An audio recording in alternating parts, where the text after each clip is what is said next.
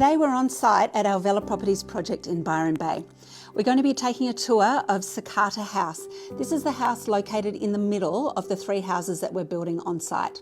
Don Cotterill from Sanctuary 28 is going to take us step by step through this house and show us exactly how things are progressing and where we're at. And Mel, this time we're going to go for a quick tour through Villa 2. Similar layout as such to Villa 3, just a couple of different tweaks in it. Let's go and have a look.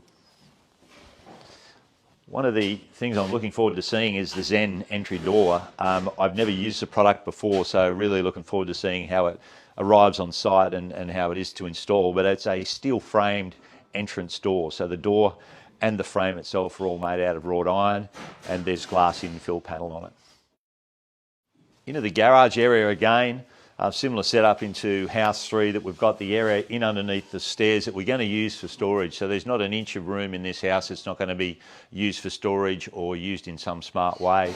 Again, to separate the garage off from the living area is another Zen door, which will slide across there and give us our privacy. We also spoke about the stairs that we put in earlier than we probably should have. It's got the custom timber floor going on it. You'll notice the first step here is a doozy. That's because we're going to brick that step in, wrap it back around the corner, and we're going to be using Earp Brothers tiles over that. So burnished concrete floor onto a tile floor and then an overlaid timber that's going to lead us up the stairs. Kitchen area here. Mel, one of the things you've got coming in here, which I don't have to worry about, is a piece of imported furniture that's going to act as the island bar. I have no idea what this is going to look like. I know that we're doing the cabinetry. The kitchen itself is going to fill across this entire wall here. So we've got the sinks, the power, everything required for the function of the kitchen is going to appear over on that wall in the built-in cabinetry. And there will be a freestanding island bar here, which will act as the seating dining area in this particular spot. Sliding door leading off into the laundry over on that section there. The walk-in pantry, a little bit different on this one. Another smart use of the space in the walk-in pantry here is that we're going to cut this section of wall out here and we're going to grab a bit of that space in underneath the stairs. We've got a coffee machine going in underneath here and a bit of other cabinetry built in underneath here. Just a really smart use of the space there to create a walk-in pantry that has got some extra bells and whistles. Into the living area here, we've got the ASEA fireplace again, a different model this time.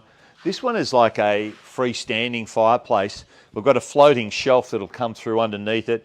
The fireplace will be an exposed body and flue leading up through the roof section there. So another interesting take on an ASEA fireplace.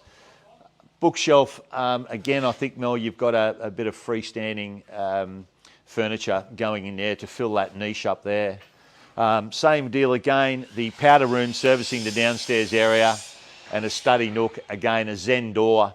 We've got a cavity pocket there. The door is going to disappear back inside the wall and it will be used for any privacy that you need into your office area. All right, let's have a look upstairs. Similar layout here, the volume that we spoke about previously, the natural light coming into this area, the void that allows more of that natural light to fall down into the living area below. Skylight, Velux skylight centred over the stairs. Minor bedrooms down at this end of the house. One of the different takes in this house is going to be the shower screen. It's a pre-made Zen metal shower screen again. Looking forward to seeing that as well. It's in the factory being made at this particular point. It'll come off the wall just to separate our toilet and our shower on this side. Again, built-in furniture, the vanity on this side of the wall here. The freestanding bath going into this section here. Minor bedrooms, again, Mel, what you're famous for, your bunk beds. This bedroom here, we've got an interesting structural take here. We've got a bunk bed that's going to come and float out off this wall, continue and wrap back around onto this wall here. The trick for me structurally is holding this end up. There's no posting underneath here. So we're going to drop a large piece of steel into the wall here, bring it out, conceal it all, and the end of the bunk bed is going to look like it's floating in midair, which is pretty cool. Another skylight, another Velux in this room here as well. So there'll be no need for any turning lights on during the day, that's for sure.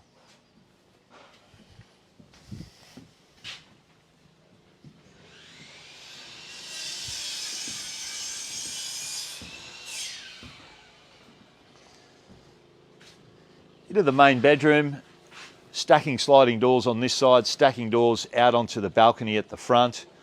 We've got some timber cladding going on externally here.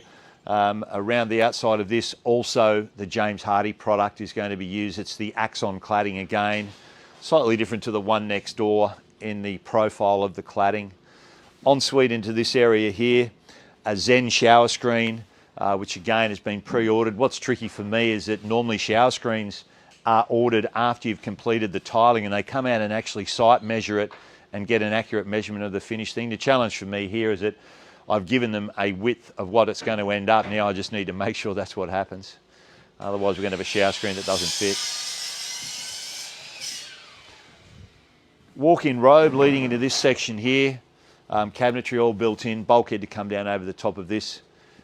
Really smart use of space again. So that's our tour of house number 2 at Marvel Street.